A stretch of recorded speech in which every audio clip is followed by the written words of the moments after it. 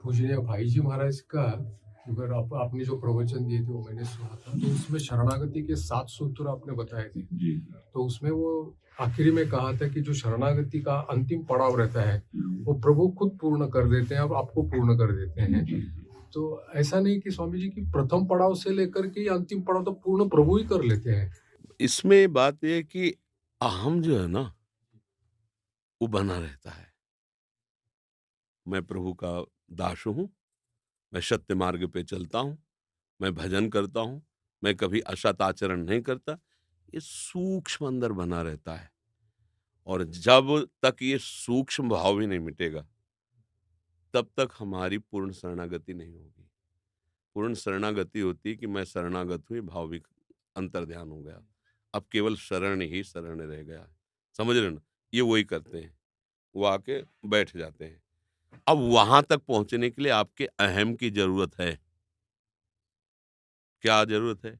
मैं प्रभु का हूं, प्रभु मेरे है, प्रभु के सिवा मेरा कोई नहीं है। अभी है अहम, ये इसमें चल रहा है।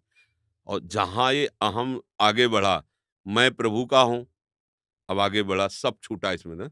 मैं किसी का नहीं, कोई मेरे काम का नहीं, मैं किसी के काम का नहीं। पूरा सृष्टि का नाना तो खत्म हुआ। इसके बाद जब सामने आया, तो मैं लीन हो गया। मैं लीन क्या हो गया? चित चोर है, चुरा लिया, इसको क्यों बकाया, मैं क्यों रखे हो, लाओ इधर। तो केवल प्रभु बच गए। मैं प्रभु का हूं, ये भी बात खत्म हो गई।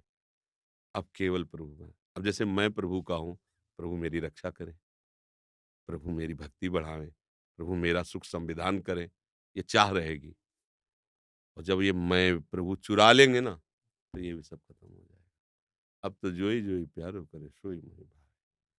अब ना उसको ये मतलब कि ये नहीं होना चाहिए, ये होना चाहिए, ये गलत हुआ, ये सही हुआ, ये भी खत्म। कर्माणि श्रुति बोधितानि नितराम कुर्वन्तु कुर्वन्तु मां गूढ़ाश्चर्य रसास्रगादि विषयान गृह्णन्तु मुंचन्तु वा कैर्वा भाव रहस्य पारगमति श्री राधिका प्रेयसा।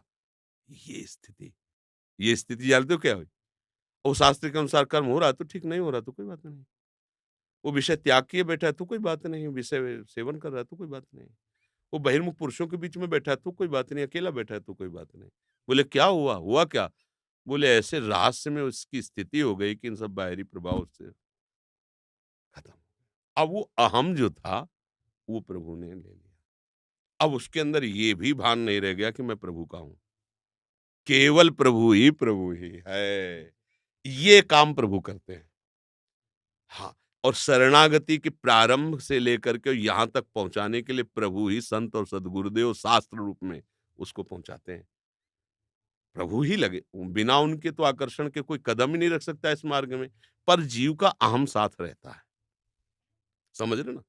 मैं प्रभु का दास हूँ, मैं प्रभु का ये। आगे जो स्थिति है जहाँ आत्मसमर्पण, नौवीं भक्ति आत्मसमर्पण, इसके बाद की फिर आत्मसमर्पण तब होता है देखो, प्रारंभ का भी आत्मसमर्पण है। ये शरणागति समर्पण से शुरू होती है, और भक्ति का परिणाम भी समर्पण है। शरणागति प्रारंभ हुई और भक्ति का परिणाम है समर्पण, आत्मसमर्पण। तो प्रारंभ कहाँ से हुआ था? आत्मसमर्पण से हुआ था। पर अब जो आत्मसमर्पण है, श्रवणम कीर्तनम स्मरणम विष्णुपाद सेवनम अर्चनम बंदनम दास्यम सख्य, इनका सबका जो फल हुआ क्या, कि जो अहम था, जो आत्मस्वरूप अहम का प्रकाश पड़ रहा था अंतःकरण में, वो अंतःकरण में अहम अहम जो करता भोगता था, वो धीरे धीरे श्रवण कीर्तन स्मरण सेवन बंदन दास्य आदि के द्वारा वो पवित्र हुआ, और शुद्ध ब्रह्म से जहां से प्रकाश पड़ रहा था, वो वहां स्थिति हो गई उस प्रकाशक में। जे ही प्रकाशक में हुई, तो अब स्थूल सूक्ष्म कारण का राग मिट गया, अहम जो अंतःकरण का माना हुआ था वो लय हो गया, अब शुद्ध बच गया। जो शुद्ध है वही श्री कृष्ण है, वही ब्रह्म है। अब वहां द्वैत नहीं है। अब इसके बाद लीला शुरू होती रस की। वहां अद्वैत होते हुए भी द्वैत, रसो या परमानंद एक एव द्विधा सदा, वही परमानंद एक तत्व। जो सृष्टि का फसाव है ना, वो एक से बहुत में आने पे है। तो पहले हर उपासना क्या करती है? बहुत से एक में लाती है। यहाँ से सृष्टि खत्म हो गई। एकोहम बहुश्यामा, तो बहुश्यामा से एकोहम में आया। अब एकोहम से रसमयी लीला शुरू होती है। प्रेम का स्वभाव दो रहने नहीं देता, और प्रेम का प्रभाव दो में ही खेल होता है। हाँ, जीवन मुक्ति के बाद का ये प्रेम रस है। इसीलिए बड़ी-बड़ी जो योग सिद्धियों से प्राप्त की हुई स्थिति वाले महापुरुष गोपी चरणों की वंदना करते हैं। क्योंकि वो स्थिति परमहंस जी गा रहे हैं, वो स्थिति जो है ब्रह्म बोध से भी बढ़ कर के है। जो मोक्ष सुख का अधिकारी हो गया, वो दीयमानम न गृह्णन्ति बिना मत सेवन, वो रास विलास में। इसीलिए साधारण लोग उसको नहीं समझ पाते हैं, एक लोक विलास समझते हैं, जबकि वो जीवन मुक्त परमहंसों के द्वारा जो बंदनीय रस है, वो रस है प्रिया प्रीतम का। तभी तो भीष्म जी अपने स्तव में कह रहा, आह धन्य है वो ब्रज की गोपियां जो अजान बाहु प्रभु के गले से लग रही, क्योंकि वो जान रहे गोपिया को स्त्री लई, प्रभु कौन है और इनका किस भाव का रस है। वो जीवन मुक्तता को पीछे ठेल करके वेणु कानन क्वणित श्रवण सुंदर सुनत मुक्ति सम सकल सुख पाए पग पेलिरी, वो आ गए। नहीं तो अखंडानंद में ही लीन होकर वो जीवन मुक्त महापुरुष स्थित हो जाता है। प्रेमी जन उसको क्रॉस कर जाते हैं। ब्रह्म तेज को ज्योति जहां योगेश्वर धरे ध्यान, ताही को आवरण यहाँ नहीं पावे को जान। उसको भेद कर आगे नहीं, ये आचार्य गुरु कृपा से, आराध्य देव की कृपा से फिर वो प्रेमी आत्मस्वरूप से, जैसे सहचरी है, गोपी है, भगवान के श्रीअंग का जो सेवन कर रहे हैं, वो देह से नहीं है। भगवान चिदानंद है ना, तो वो चिदानंद वपु ही धारण करके वहां दिव्य सेवा में है। भगवान के दिव्य धाम में कुछ भी पार्थिव नहीं है। ब्रह्मा का रचा हुआ धाम नहीं है, तो वहां ब्रह्मा की सृष्टि कुछ नहीं है। वो सब चिदानंद में है। अब अपने लोग प्राकृतिक मन बुद्धि से क्या चिदानंद कैसे जानेंगे? तो ये अनुभव गम में भजें जी संता फिर आगे चल के। तो वो जो तेज का ये भगवान करते हैं, समझ रहे हो? इन भावों में वही शास्त्र और संत सदगुरुदेव के रूप में सहयोग कर पर आम रहता है, और वो आम जब उसमें लय हो गया मूल में, तत्वम अश्मा में, जो अब मैं अब यहां अगर रुक गया तो मोक्ष हो गया। अब यहां से क्रॉस करके जब आगे बढ़े, तब पाई रस भक्ति गुण जुग जुग जग दुर्लभ भव इंद्रादि विधिम आगम अरु निगम पुराण अगोचर सहज माधुरी रूप निधिम अनभय आनंद कंद निज संपत्ति गुप्त सुरीति प्रगट करनम। अब प्रगट हुआ चिदानंद खेल अनादिकाल से अनंत काल तक। तो ये आगे का रस भक्ति के ये चरम सीमा, इसीलिए वृंदावन का प्रेम रस सबसे गूढ़ और दुर्लभ कहा गया है, क्योंकि काशीनाथ मोक्ष प्रदान करने वाले भी यहाँ इस रस के लिए गोपी बने आगे के लिए। तो अगर केवल वही मोक्ष सुख सर्वश्रेष्ठ होता तो वो तो प्रदान करने वाले हैं। वो काहे को नथुनी बाला पहन करके गोपीश्वर बन करके रास में प्रवेश पाते।